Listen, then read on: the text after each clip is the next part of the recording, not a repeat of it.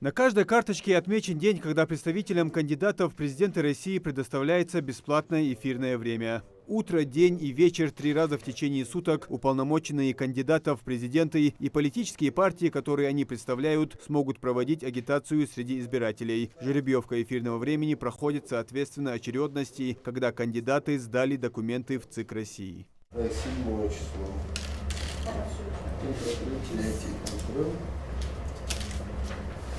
Первый в обед.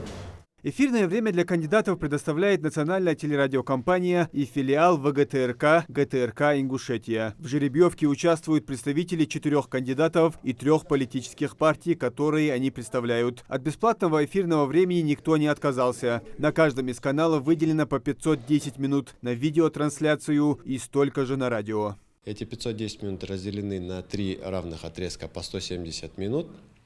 170 минут предоставлены на дебаты, 170 минут предоставлены кандидатам в президенты Российской Федерации и 170 минут предоставлены партиям, которые выдвинули своих кандидатов.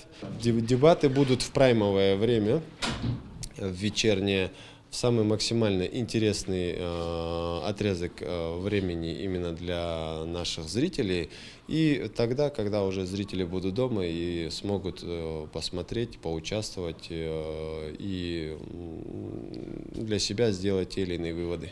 Кроме того, участники выборов имеют право получить дополнительное агитационное время, но это уже за свой счет. Причем участие в политических дискуссиях в бесплатное время является обязательным условием для всех кандидатов. Всего на предвыборную агитацию отводится 17 дней. Распределение обычное, установленное законодательством. Есть, кроме требований, общих требований законодательства, есть еще соответствующий порядок, установленный ЦИК России. И в соответствии с этими документами проводилась эта жеребьевка. Кандидаты и политические партии, которые выдвинули зарегистрированных кандидатов, они получили в равном объеме бесплатное эфирное время на обоих каналах. Сегодня говорить о готовности к главному политическому событию года еще рано, но в ЦИК Республики отметили, все идет согласно плану. На сегодняшний день все необходимые действия, они реализуются в полном соответствии с требованиями закона. Проблем при подготовке пока у нас нет. Начиная с 17 февраля наши представители участковых комиссий, обходчики будут ходить по домам, по квартирам и информировать избирателей о ходе подготовки к выборам, о днях голосования. Ну и, соответственно, по ходу выяснять у них о их избирателях предпочтениях. Задействовано у нас около 600 человек, членов комиссии, которые будут работать обходчиками.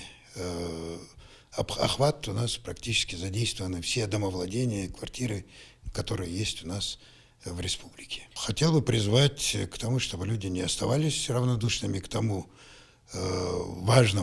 важнейшему, я бы сказал, политическому событию для всего нашего государства, как выборы главы государства.